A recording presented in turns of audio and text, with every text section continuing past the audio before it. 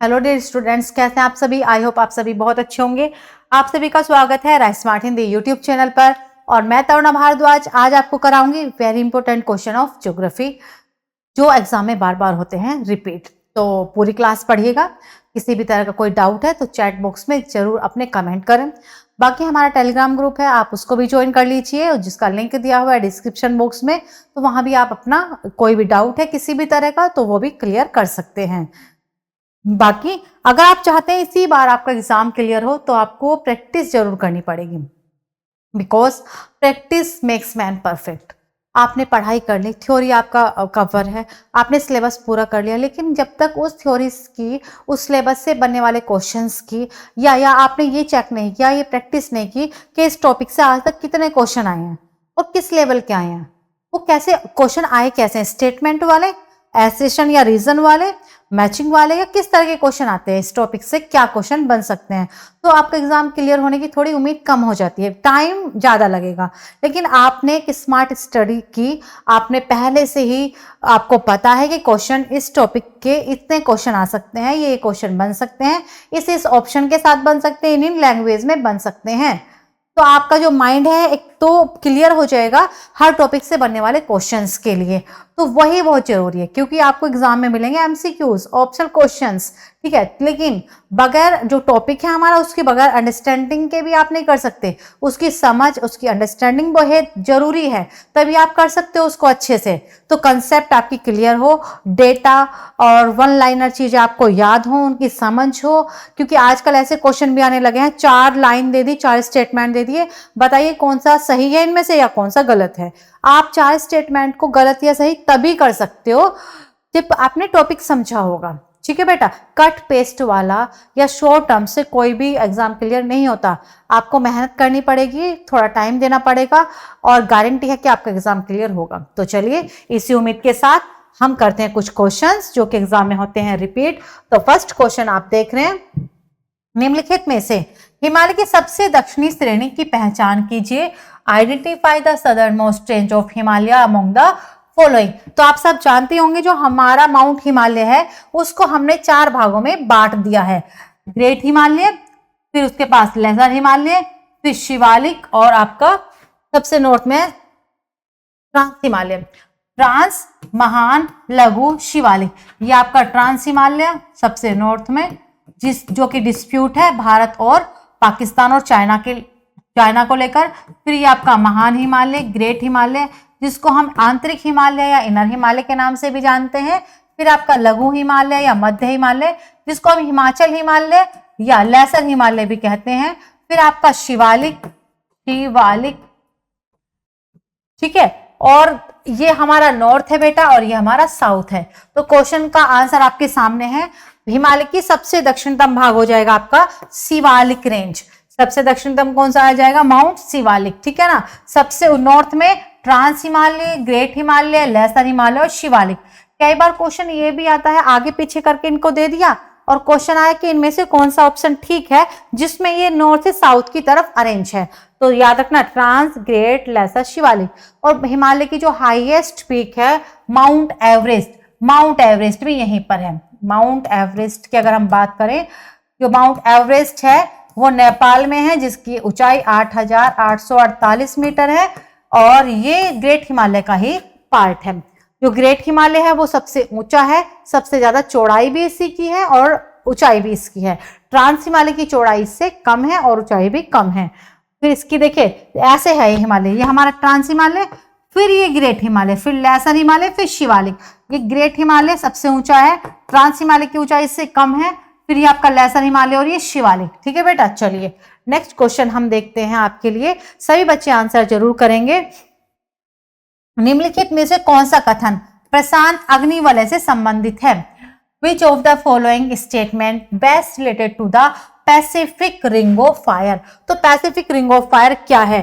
तो जो Pacific ocean है ये लार्जेस्ट ओशन है और इस पैसिफिक ओशन में 500 एक्टिव वोल्केनो पाए जाते हैं। सबसे ज्यादा एक्टिव वोल्केनो आपको approx 500 active volcano founts in Pacific ocean. Clear? अब जो पैसिफिक ओशन वाला एरिया है वोल्केनो वाला, उसी को हम बोलते हैं अग्निवलय, क्योंकि वोल्केनो से निकलता है अग्नि। तो एक आग की वो रिंग की तरह लगती है। तो ऑप्शन में क्या है, ज्वालामुखी और भूकंप के लिए जाना जाता है। हाँ जी बिल्कुल ठीक है। तो ये ज्वालामुखी वाला एरिया है और यहाँ पर भूकंप भी आते हैं। भूकंप का हमने इसलिए ठीक किया है क्योंकि जब भी ज्वालामुखी आएगा बेटा, कहीं भी आए, उससे पहले वहां पर हमेशा भूकंप आएगा। क्योंकि भूकंप क्या है, क्रस्ट का हिलना, movement in crust. Crust means upper most layer of the earth, जिस पर हमने पैर रखे हुए, क्रस्ट है या स्थलखंड है। जब ये टूटेगा तभी तो मैग्मा निकलेगा, और जब ये टूटेगा, पृथ्वी का टूटना, पृथ्वी का क्रस्ट का हिलना, वही भूकंप है। तो भूकंप से पहले, ज्वालामुखी से पहले हमेशा भूकंप आते हैं, और फिर उसके बाद सुनामी भी आते हैं। तो ज्वालामुखी सुनामी का भी कारण है और भूकंप का भी कारण है। तो जहां जहां पर भी भूकंप आता है वहां मान लो आप ज्वालामुखी आने की पूरी उम्मीद है। क्लियर। और वहीं पर सुनामी भी आ सकता है। तो रिंग ऑफ फायर प्रशांत महासागर का में पाए जाते हैं। क्वेश्चन है, भारत में जंगली गधे और ऊंट किस प्रकार के वनों में पाए जाते हैं? In which type of forest are wild donkeys and camels found in India? तो बताइए, फटाफट से आंसर करें। तो जंगली गधे और ऊंट की अगर हम बात करें तो वो कांटेदार झाड़ी, थॉर्नी फॉरेस्ट एंड बसेस में पाया जाता है। ऊंट कहाँ मिलता है आपको? राजस्थान में। और राजस्थान में जो वृक्ष है, वनस्पति है, वो कैसी है? कांटेदार है, कंटीली झाड़ियां, ये वहीं पर पाए जाते हैं। मैंग्रोव वन सदाबहार वन होते हैं, ये भी सदाबहार है। पर्वतीय वनों में आपको भालू वगैरह मिलते हैं। चलिए नेक्स्ट क्वेश्चन।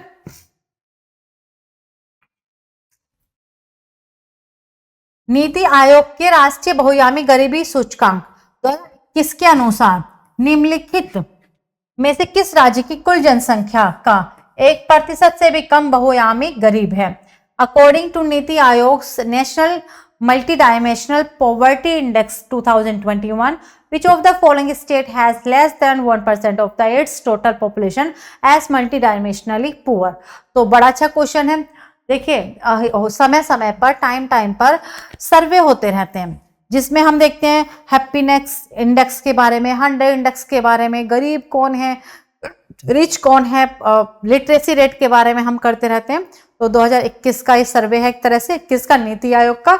तो 21 की 1% जनसंख्या से भी कम गरीब है। तो आपके केरला की अगर हम बात करें, यहाँ पर भाई सेक्स रेशियो भी बहुत अच्छा है और यहाँ पर लिटरेसी रेट भी बहुत अच्छा है। यहाँ पर लड़कियों की जनसंख्या भी ज्यादा पाई जाती है और यहाँ पर शिक्षित जो लोग हैं वो भी ज्यादा हैं। जो शिक्षित हैं वो गरीब भी नहीं होंगे। शिक्षा बहुत जरूरी होता है। अगर कोई व्यक्ति शिक्षित है तो वो उसके पास आय के साधन बहुत सारे खुल सकते हैं, लेकिन जो गरीब है उसके आय के साधनों का मार्ग बंद हो जाता है।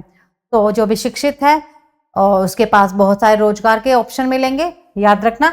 तो केरला राज्य में जो गरीब जनसंख्या वो 1% से भी कम है। क्वेश्चन है, समुद्र के सबसे उथले हिस्से महाद्वीप शेल्फ की औसत ढाल कितनी होती है? The average slope of the continent shelf, the shallowest part of the ocean is. सबसे पहले हम बात करेंगे महाद्वीपीय शेल्फ, कॉन्टिनेंटल शेल्फ है क्या? ये हमारे महाद्वीप होते हैं बेटा।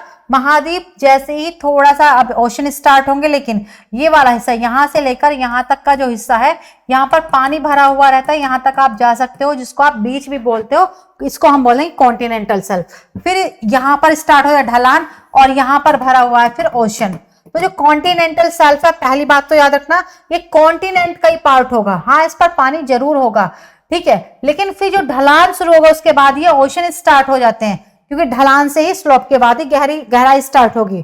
तो जो महाद्वीपीय ढलान है उसकी जो स्लोप होता है वो केवल 1 डिग्री का होता है। कॉन्टिनेंट जब 1 डिग्री तक झुक जाए वो कॉन्टिनेंटल शेल्फ है, और कॉन्टिनेंटल शेल्फ के बाद ही आपके ढलान शुरू होगा, स्लोप शुरू होगा, तब आपके ओशन स्टार्ट होंगे। उसके बाद आपको जो समुद्र है उसमें मैदान भी मिलते हैं, ट्रेंच भी मिलती हैं, आपको माउंटेन भी मिलते हैं, गायोट्स भी मिलते हैं, कैनियन भी मिलता है। जिस तरह से पृथ्वी के सरफेस के ऊपर बहुत सारे landforms, mountain, plateaus, lakes, plain, सब कुछ मिलता है, सेम ओशन की जो बॉटम होती है उसके अंदर भी पर्वत, पठार, मैदान सब कुछ मिलते हैं। क्वेश्चन है, सबसे ज्यादा मैदान कहाँ पाए जाते हैं? तो अटलांटिक ओशन में। सबसे ज्यादा ट्रेंच कहाँ मिलती हैं? पैसिफिक ओशन में। बेशक पैसिफिक ओशन बड़ा है, लेकिन सबसे ज्यादा मैदान मिलते हैं आपको अटलांटिक ओशन में, प्लेन एरिया।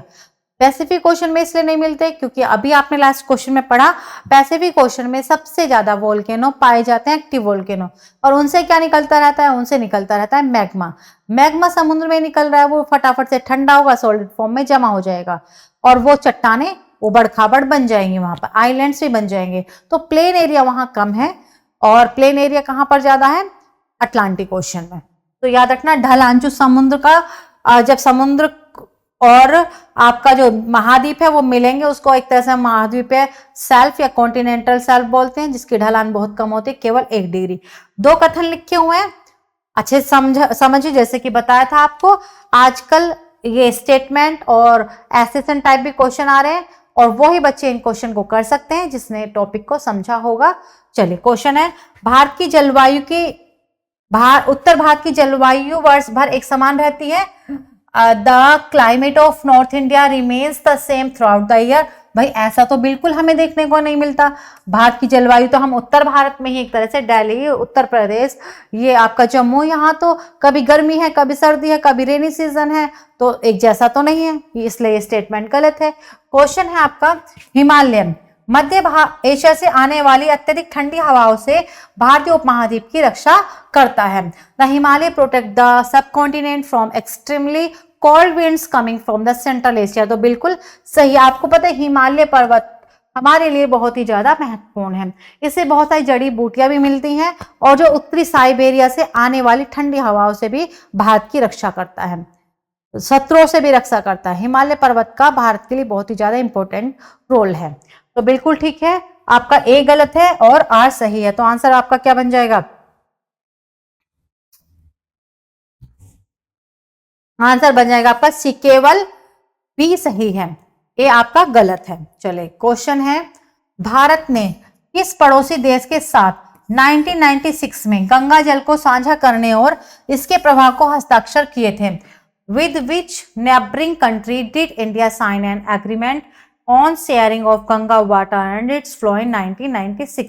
तो वेरी सिंपल, गंगा नदी कहाँ से निकलती है, उत्तराखंड से निकलती है, देवप्रयाग में गंगा कहलाती है, पश्चिमी बंगाल में हुगली कहलाती है, उसके बाद ये बंगाल की खाड़ी में इसकी एक शाखा गिरती है, इसके बाद यहाँ पर आपका बांग्लादेश है, इधर से आती है ब्रह्मपुत्र नदी, ब्रह्मपुत्र नदी की एक शाखा जमुना गंगा से मिलती है और फिर कहलाती है पद्मा, और फिर उसके बाद मेघना आकर मिलती है, तब ये गिरती है बंगाल की खाड़ी में।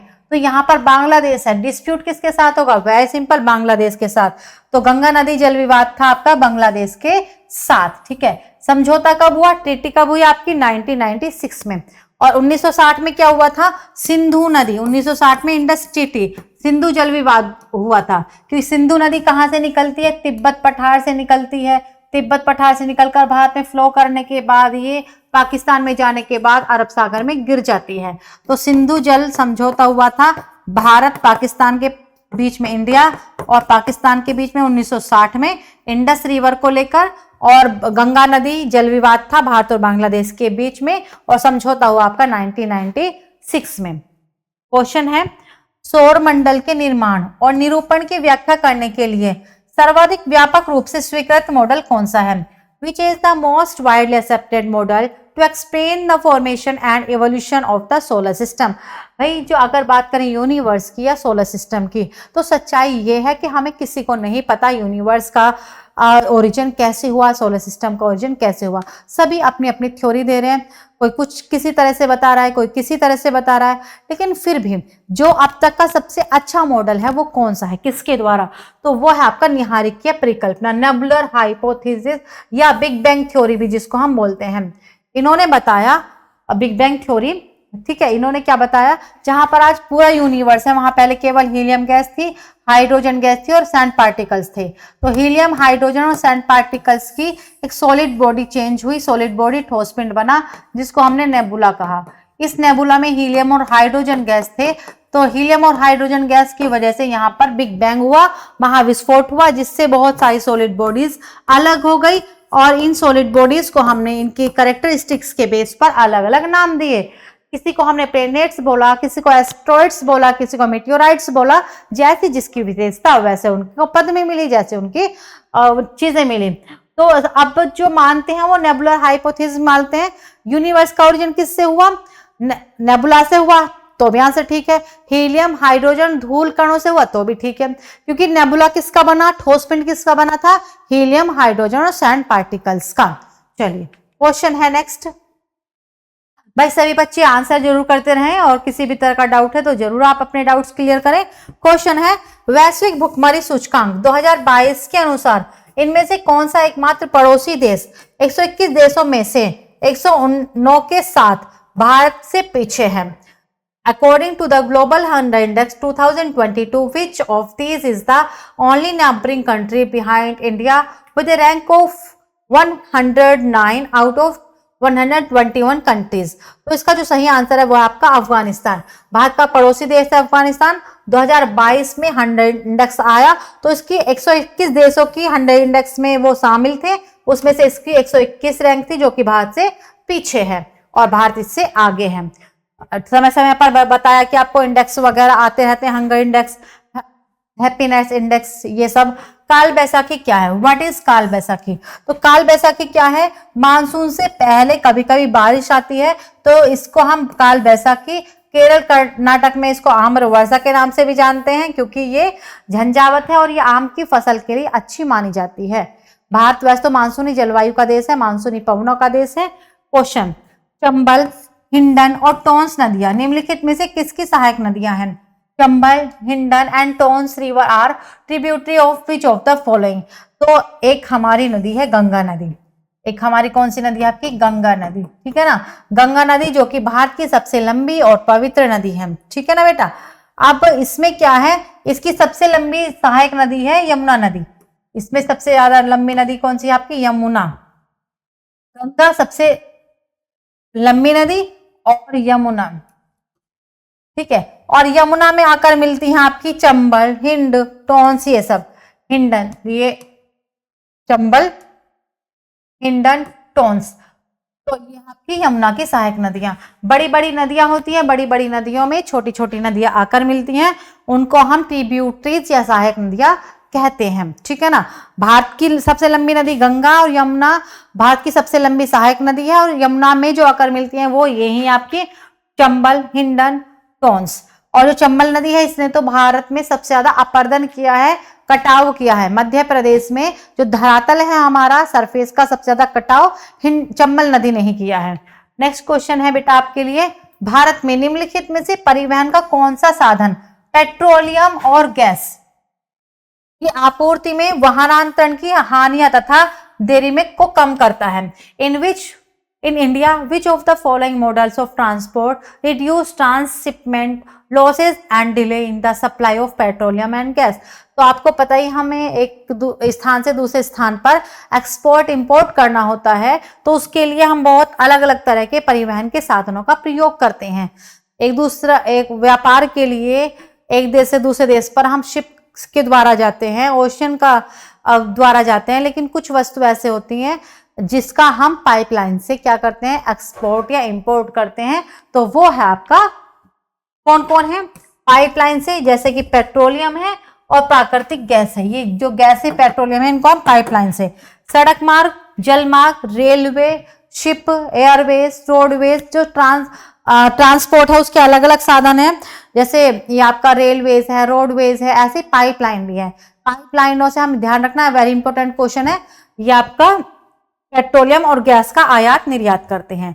नेक्स्ट क्वेश्चन है, पृथ्वी का उपसौर घटित होता है, अर्थ पैरेलाइन एक्यूर्स। तो उपसौर अपसौर क्या है? तो जो पृथ्वी का उपसौर है वो होता है आपका जनवरी को। जब पृथ्वी और सूर्य के बीच की दूरी कम होगी वो उपसौर है और जब दूर होगी वो अपसौर है, ठीक है। और ये कब? 3 जनवरी को। 3 जनवरी को। और 4 जुलाई को क्या होता है? पृथ्वी और सूर्य के बीच की दूरी अधिक होती है, उसको हम एपलाइन या अपसौर बोलते हैं। नेक्स्ट क्वेश्चन है आपके लिए, अच्छा क्वेश्चन ये भी, हजीरा विजयपुर जगदीशपुर पाइपलाइन परियोजना के निर्माण, संचालन और रखरखाव की जिम्मेदारी किस कंपनी को दी गई? Which company has been given the responsibility of construction, operation and maintenance of Hazira Vijaypur Jagdishpur pipeline project? तो जैसे कि आप जानते हैं, अभी अभी हमने पढ़ा भी था, पाइपलाइन से हम क्या करते हैं, पेट्रोलियम और प्राकृतिक गैस का एक्सपोर्ट इंपोर्ट करते हैं। तो जिस तरह से नेशनल हाईवेज के नाम है, रेलवेज के नाम है, वैसे ही जो पाइपलाइन है उनके भी नाम रखे जाते हैं। तो ये एक पाइपलाइन है आपका HVJ means Hazira Vijaypur Jagdishpur pipeline. ये जो इसका रख रखाव संचालन का कार्य है वो है भारतीय गैस प्राधिकरण means GAIL, gas authority of India. GAIL का पूरा नाम है गैस अथॉरिटी ऑफ इंडिया। तो जो ये पाइपलाइन है इसका रख रखाव इसके अंडर में आता है। तो कौन सी पाइपलाइन कहां से कहां तक जाती है, ये भी एग्जाम में क्वेश्चन आता है। क्वेश्चन है विश्व में सर्वाधिक वर्षा वाला स्थान मौसीनराम किस पहाड़ी पर स्थित है? On which hill is Mausinram the place with the highest rainfall in the world located? तो प्यारे बच्चों, पूरे वर्ल्ड में सबसे ज्यादा बारिश होती है मेघों के घर, मेघालय मतलब मेघों का घर मेघालय में, ठीक है ना। जो मेघालय है यहाँ पर वैसे 3 पहाड़ियां, गारो, खासी, जयंतिया। कौन कौन सी पहाड़ियां यहाँ पर? गारो, खासी, जयंतिया। ये पहाड़ियां भी हैं और ये आपका ट्राइब्स के नाम भी हैं। लेकिन जो मेघालय है वो यहाँ पर खासी पहाड़ी पर है। खासी ट्राइब भी रहती है यहाँ पर और खासी हिल्स भी हैं, खासी ट्राइब्स भी हैं और गारो, खासी, जयंतिया, इन 3 पहाड़ियों की वजह से मेघालय के मौसिनराम में सबसे ज्यादा बारिश होती है। नेक्स्ट है क्वेश्चन आपका, स्थलीय ग्रह से बने होते हैं। Terrestrial planets are made up of. स्थलीय, स्थल खंड पर हम खड़े हैं। स्थल खंड हमारे कैसे हैं? ठोस है। जहां आपने पैर रखे हैं ये स्थल खंड है, लिथोस्फीयर है। कैसा है? इसमें चट्टान भी है और कुछ गैसें भी हैं, कुछ धातु भी हैं, ठीक है ना। जो हमारे प्लेनेट सोलर सिस्टम है उसमें 4 स्थलीय ग्रह हैं जो किसके बने हुए हैं? जो कि आपकी चट्टानों और धातुओं से मिले हुए हैं, रॉक्स एंड मेटल, ठीक है ना। 4 हैं। ये हमारा सन है बेटा, ये हमारा सन है। सन के बाद मरकरी, वीनस, अर्थ और Mars. Mercury, Venus, Earth, Mars, बुध, शुक्र, पृथ्वी, मंगल। ये 4 टेरेस्ट्रियल प्लेनेट है, ठोस प्लेनेट है जो कि धातु और चट्टान से बने हैं। मरकरी के बाद Mercury, Venus, Earth, Mars, Jupiter, Saturn, Uranus, Neptune, Pluto, ठीक है ना। कौन कौन से? Jupiter, Uranus, Jupiter, Saturn, Uranus, Neptune और प्लूटो। ये 4 गैसियस प्लेनेट बोलते हैं, 5। ये गैसियस प्लेनेट है और ये आपका टेरेस्ट्रियल प्लेनेट है। तो याद रखना ये ठोस होंगे और ये थोड़े गैसीय होंगे। बाद के प्लूटो को अगर आप ग्रह मानते हो तो 5 हो गए, अगर प्लूटो को हम हटा देते हैं तो 4। तो 4 हो गए आपके ठोस ग्रह और 4 हो गए हमारे गैसियस। ये प्लूटो की बात, ये प्लूटो को हम बोना ग्रह बोलते हैं, ड्वार्फ प्लेनेट बोलते हैं। और नासा ने दोबारा ये भी बोला है कि इसको दोबारा से हम प्लेनेट की श्रेणी में जो है ऐड करते हैं। लेकिन अभी चट्टान, अगर आपसे क्वेश्चन आए कि ग्रहों की संख्या क्या है तो आप 8 ही बताएंगे, ठीक है ना। लेकिन मैंने बता दिया आपको। तो mercury, Venus, Earth, Mars solid planet है। जुपिटर, सैटर्न, यूरेनस, नेपच्यून और प्लूटो ये गैसेस प्लेनेट है, गैस के बने हुए ज्यादा हैं ये। क्वेश्चन है आपका, मानसून के संबंध में गलत कथन का चयन कीजिए। Select the incorrect statement regarding monsoon. तो चलिए अगर हम गलत कथन की बात करें तो गलत कथन है इसमें सी, पश्चिमी चक्रवातीय विक्षोभ की वापसी निर्वर्तन के कारण उत्पन्न होते हैं। तो जो पश्चिमी विक्षोभ है, वेस्टर्न डिस्टर्बेंसेस हैं, वो इसकी वजह से उत्पन्न नहीं होते। पश्चिमी विक्षोभ का कारण, यहाँ पश्चिमी विक्षोभ की वजह से भारत के उत्तर पश्चिमी भाग में बारिश होती है सर्दियों में, वो आते हैं आपके भूमध्य सागर से। बल्कि जो मानसून का वापसी है उसके कारण तो बारिश होती है आपकी तमिलनाडु के तट पर। बाकी आपका ये सब ऑप्शन ठीक है। नेक्स्ट क्वेश्चन है, दक्षिण भारत में स्थित बांध की पहचान करो। Identify the dam located in India. River पर कौन सा डैम है, किस स्टेट में है, यहां से भी बेटा खूब एग्जाम में क्वेश्चन आते हैं, तो याद कर लीजिए। जो दक्षिण भारत का डैम है इनमें से अगर हम बात करें, मैटूर डैम जो कि कावेरी नदी पर है, गांधी सागर डैम नर्मदा नदी पर है, रिहंद डैम जो कि रिहंद नदी उत्तर प्रदेश में है, और रिहंद डैम पर ही गोविंद बल्लभ पंत सागर भारत की सबसे बड़ी मानव निर्मित झील भी स्थापित की गई है। लार्जेस्ट मैनमेड लेक है गोविंद बल्लभ पंत सागर जो कि रिहंद नदी पर है। नेक्स्ट क्वेश्चन है, निम्नलिखित में से किस प्रक्रिया में पोषक तत्व या संदूषक जल द्वारा प्रभावित हो जाते हैं और या मृदा की निचली परत में चले जाते हैं? In which of the following processes nutrients और contaminants are carried away by water और enter the lower layer of the soil. तो इसका जो आंसर है वो है लिंचिंग, ये आपका निछालन या लिंचिंग। अब ये क्या है इसको समझ लीजिए।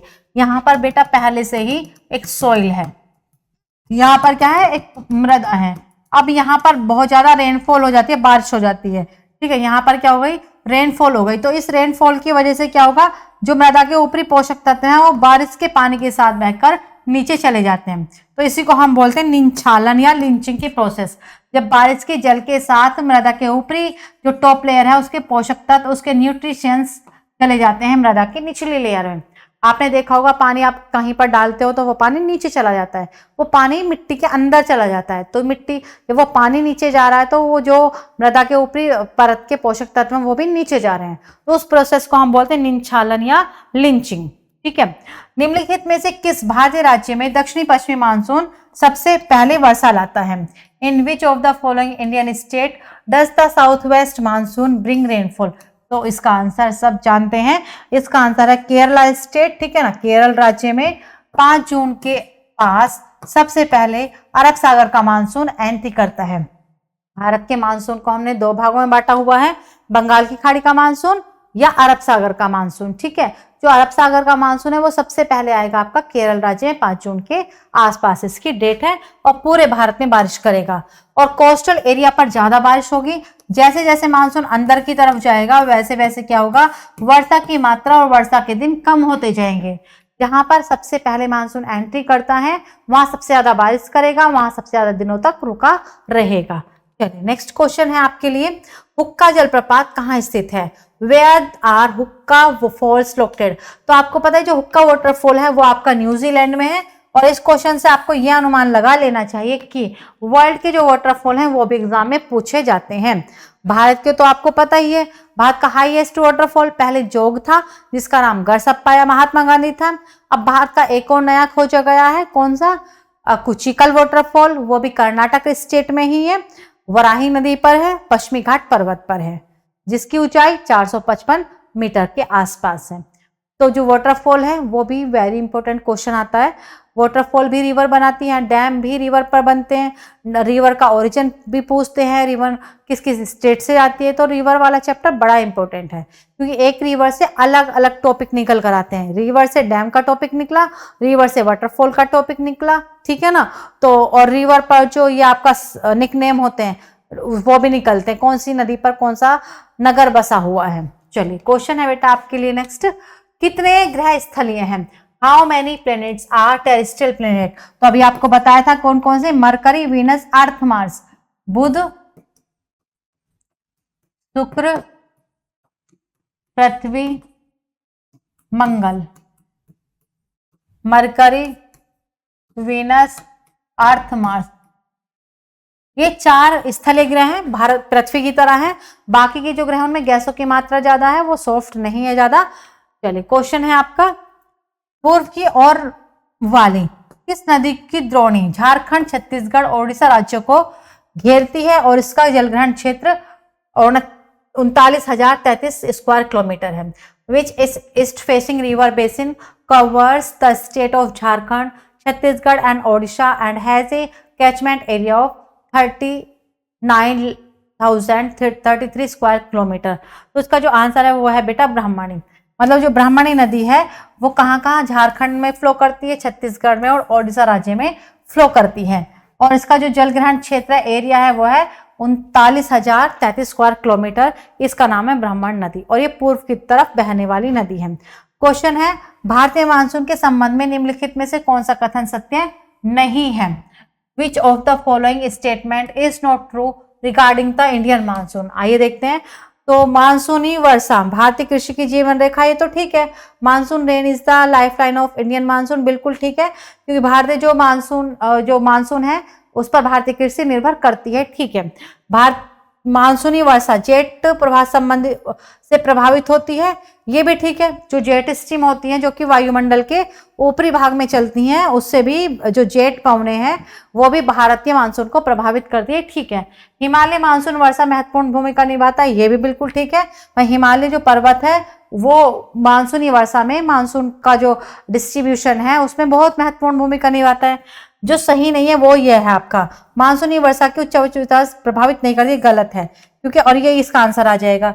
क्योंकि इन्होंने पूछा है स्टेटमेंट गलत कौन सा है, तो ये आपका गलत है, क्योंकि मानसूनी वर्षा की उच्चावच मतलब ऊंचाई नीचाई, तो भारत में जो पर्वत है ये आपका पश्चिमी घाट पर्वत है, ये अरावली पर्वत है, ये आपका गारो खासी जयंतियां हैं, पूर्वी घाट पर्वत है, हिमालय पर्वत है, तो ये ऊंचाई नीचाई है।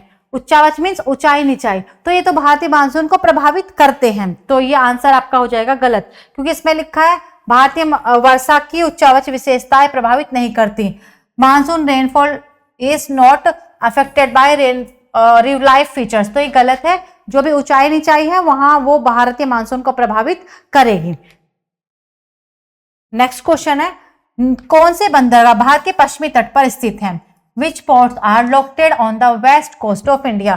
तो बंदरगाह वेरी इंपॉर्टेंट चैप्टर रहता है, कौन सा बंदरगाह कहां पर है, किस स्टेट में है, तो आइए देखते हैं। अगर हम बात करें इसमें से कांडला, मार्मोगांव और कोच्चि, ये आपके पश्चिमी तट पर है। कांडला गुजरात में है, मार्मोगांव गोवा में है, कोच्चि आपका केरल में है। तो ये तीनों बंदरगाह कहां पर है? वेस्ट कोस्ट पर, ईस्ट पर भी है, क्योंकि जो कोलकाता है वो यहाँ पर वेस्ट बंगाल में है, तो इसलिए आंसर गलत हुआ। ये हल्दिया कलकत्ता में है, यहाँ पर है आपका, ये आपका चेन्नई इस डायरेक्शन में पड़ेगा, तो आंसर आ जाएगा आपका बी। तो ये थी आपकी आज की क्लास। मुझे पूरी उम्मीद है आप सबको अच्छे से समझ में आई होगी और आप बार बार रिवीजन करेंगे।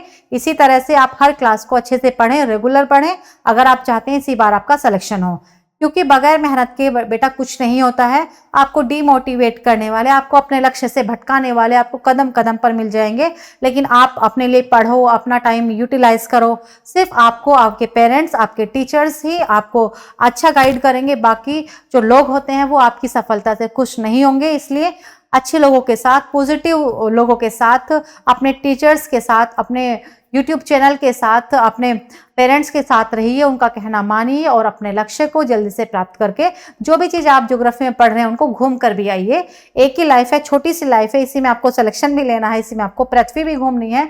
पृथ्वी तो बहुत बड़ी है, भारत में आप देख लीजिए कितनी सारी चीज़ें हैं। आप तभी कर पाएंगे जब आप सेल्फ डिपेंड होंगे। बगैर आप सेल्फ डिपेंड बने आप कुछ भी नहीं कर सकते हैं। तो फटाफट से मेहनत कीजिए, 100% दीजिए अपने आप को। इसी के साथ मैं अपनी क्लास ओवर करती हूँ। मिलते हैं फिर नेक्स्ट क्लास में। Thank you and good luck.